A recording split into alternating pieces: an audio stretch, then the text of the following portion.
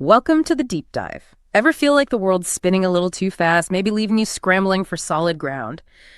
Today we're cracking open some ancient wisdom. It offers a pretty surprising answer, actually, to finding your inner anchor, no matter how wild things get out there. Our material for this deep dive comes from some really compelling excerpts of a spiritual podcast. And that show itself was exploring these profound insights from the book of Psalms, specifically Psalm 119, verse 10. Yeah, and here's the really startling insight we're pulling from this material today. It's this idea: what if the very act of seeking something with your whole heart isn't just, a religious practice? What if it's actually a radical act of self-purification, one that creates kind of inner shield against even the wildest chaos? So our mission today is really to unpack this idea of seeking with all your heart as a pathway to deep spiritual cleansing and an almost paradoxical form of protection. That verse, as it's presented in this material, reads, "I seek you with all my heart. Do not let me stray from your commands." Just take a moment with that. What does it truly mean, to seek something with all your heart? Is it just about effort, or is it something, far deeper? Right. And this deep dive really builds on some powerful ideas already explored in this source material, particularly around wholeheartedness and the concept of peace. But what we're diving into now takes that further. We're looking at how such an intense, focused seeking can fundamentally cleanse one's spirit, and how it offers a truly unique kind of resilience, sort of transforming how we experience perceived harm. Okay, so if wholehearted seeking is the bedrock, how does this material actually define the heart in this context? Because it's clearly more than just a physical organ, right? What makes it this spiritual control center? Exactly. The material makes it clear the heart isn't just a muscle. Yeah. It's presented as the very seat of your will, your intentions, your deepest desires, And this isn't just a random idea. The wisdom, it pulls from foundational texts, things like Matthew 22.37, love the Lord your God with all your heart. Right. Or Proverbs 4.23, guard your heart, for everything you do flows from it. Oh, okay. So these passages serve as blueprints, kind of. They show how consistently ancient wisdom points to the heart as the absolute core of our being, the place where everything truly originates. And the argument here is powerful. When your entire being is aligned in this wholehearted seeking, there's simply no room left for compromise. Sort of pushes it out. That idea of wholehearted alignment, yeah, that really resonates. So if your entire being is aligned, what's the natural outcome of that? This wisdom calls it spiritual cleansing. And it sounds, far more profound than just doing the right thing or avoiding missteps. When it talks about spiritual cleansing, it's not like a ritual, is it? It's more an internal decluttering. Exactly. Actively purifying your intentions, your habits, even your deepest thought life. Yeah. Like hitting a reset button on your inner compass. Making sure your core motivations are truly clear and aligned. Yeah. I wonder, for you listening, what areas of your own life might benefit from that kind of intentional purification of intent. And what's fascinating here is how the material weaves in stories, historical ones, personal ones.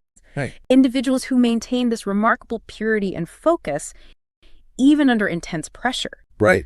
So these aren't just abstract ideas, they illustrate a really profound internal fortitude that's incredibly accessible. It shows this cleansing isn't just conceptual, it's intensely practical. So if the heart is this powerful spiritual control center, what happens when its focus starts to drift? This wisdom then shifts our attention to the idea of straying from these guiding principles. And it explores it not just as like a historical concept from the Old and New Testaments. No, it brings it right into today. But one with really striking relevance today. Yeah, this is where the wisdom connects to contemporary discussions, things around moral drift in societies or subtle compromise in leadership. And even that very real temptation, to water down truth sometimes, maybe just to avoid conflict. Right. And it's important, the source isn't making political statements here. It's presenting these as examples of how easily one can stray from core principles when faced with societal pressures or even just personal convenience. I was kind of expecting these commands to be presented as, rigid rules. But this wisdom takes a completely different angle here. It does, doesn't it? It talks about them as boundaries. Imagine them like guardrails on a winding mountain road. Good analogy. They're not there to limit your freedom to drive, are they? They're there to keep you safe spiritually, emotionally, and sometimes even physically safe by preventing you from going over a cliff. And this point is powerfully illustrated with some really compelling case studies in the source material. There are stories of believers in the Caribbean, for instance, who remained anchored despite incredible loss after a devastating storm, just demonstrating this unwavering internal state. Or a community in South America that actively resisted corruption, precisely because they were daily engaging with these teachings. They found a shield in that shared wisdom. That's powerful. And then there's this example of youth in the U.S. who turned back to community and core principles through Bible study groups during a time of pervasive school violence, finding a really profound, different kind of safety and stability there. Those are really powerful examples, aren't they? And they make you think what boundaries in your own life, maybe they're personal principles, ethical guidelines, or even just simple routines, what boundaries might actually be serving as protection, keeping you on a better path. And if we connect this to the bigger picture now, this material clarifies a really crucial distinction. It's about that promise, often quoted. No harm will overtake you. Right, I know that one. It's not saying harm will never happen in a literal physical sense. That's not quite it. Instead, the profound promise is that harm will not conquer you. It's about an internal state, you see, a spirit that cannot be defeated. Think of it like an unshakable inner core, a foundation so deep that no matter how hard the winds blow or the floods rise externally, your inner house, it remains standing. And the wisdom draws a direct line there from Psalm 119.10 to Psalm 91.10. That's right. Which famously says, no harm will overtake you, no disaster will come near your tent. It's a powerful echo, isn't it? It really is a consistent thread running through these ancient texts, emphasizing this deeper internal kind of protection. Yeah. And to really bring this concept to life, the material uses some vivid illustrations. It's like, imagine harm trying to overtake you like a massive surging flood. Yeah, okay. But then, as Isaiah 59.1 says, there's this force that raises a standard against it. It contains its destructive power. Big barrier. Exactly. Or think of a soldier in battle. Arrows might fly. They might even hit the shield. But the shield absorbs the impact. It protects the soldier within. The external attack doesn't conquer the person. Got it. So the harm happens, but it doesn't win. And then this material offers practical examples. Believers experiencing an unexpected, almost bewildering peace when the world expected them to just collapse under pressure. How does that inner peace manifest itself? It sounds like it's not a superficial calm, is it? No, not at all. It's described as a deep foundational stability. It allows them to respond with clarity and strength, even right in the midst of chaos. Which leads us beautifully, actually, to the practical side of this deep dive. The material outlines 7 daily actions for seeking God wholeheartedly. And these aren't just abstract ideas. They're presented as concrete, actionable practices, things you can do for cultivating focus and true inner strength. Think of them as daily habits for building that unshakable inner core we talked about. Let's walk through these because they offer such clear pathways. First, morning consecration, the practice of praying before you speak to anyone else in the day. Yeah, and the material makes a fascinating point here. It says this isn't just about prayer itself, but about intentionally setting your internal frequency for the day. Before the noise gets in. Before the external world's noise can even begin to influence you. It's a really powerful act of proactive focus. That makes a lot of sense. Okay, next, scripture meditation. Letting a specific verse saturate your thoughts, allowing it to become like a part of you. And this isn't about rote memorization, it's about deep processing. The idea is that these ancient words become so ingrained, they start to shape your unconscious responses and your worldview, almost like programming your mind for peace and clarity. Interesting. Third, a heart check. Confessing any wrong motives early in the day before they take root. That sounds like catching things before they snowball, right? Absolutely. The wisdom emphasizes early intervention with your internal landscape. It's like tending a garden, pulling weeds when they're small before they choke out everything else. Good visual. This practice cultivates genuine humility and self-awareness too. Then, guard inputs. Being incredibly careful about what you watch, what you read, what you listen to. This one feels particularly relevant today, doesn't it? Oh, definitely. In an age of just constant information overload, this isn't just about avoiding bad things. It's about intentionally choosing inputs that build you up and align with your core principles rather than things that tear you down or just distract you. It's a critical filter for your mind. Mhm. Fifth, serve in love. Recognizing that purity isn't just internal, it grows in action and outward expression. Yes, the material makes a strong case that true spiritual health isn't isolated. It has to flow outward.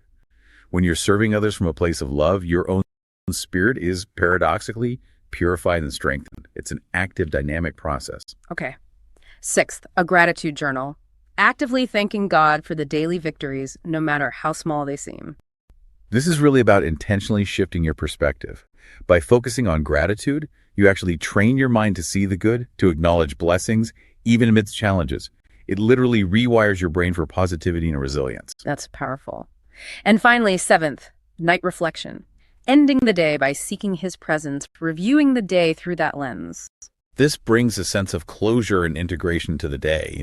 It's about processing events, learning from them, and then releasing them, allowing for true rest and renewal rather than carrying the day's burdens into the night. And these aren't just theoretical concepts. The material shares really compelling testimonies from Africa, Europe, the Caribbean, All over. illustrating the tangible transformation people experienced by consistently incorporating these steps into their lives. It's truly global in its reach and impact. And I'd encourage you, listening, to maybe consider which of these practices might resonate with you.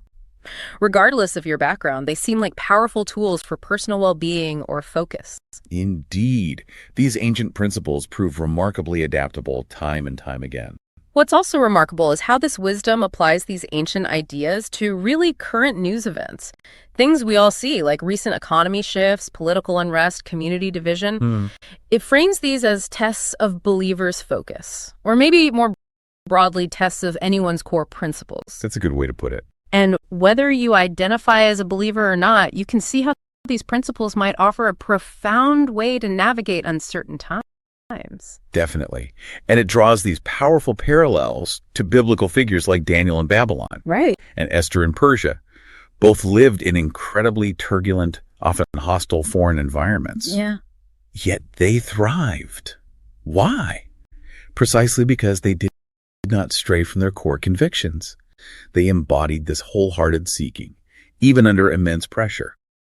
And the global faith stories shared in the source material are truly compelling, aren't they? They really are. There's that fisherman's family in the Caribbean, for instance, who trusted in these principles after a hurricane completely destroyed their home, showing incredible resilience not just to survive, but to rebuild with hope. Amazing story. Or a church youth group in South America actively feeding the homeless while daily engaging with these very teachings for guidance in their nation, putting faith into action.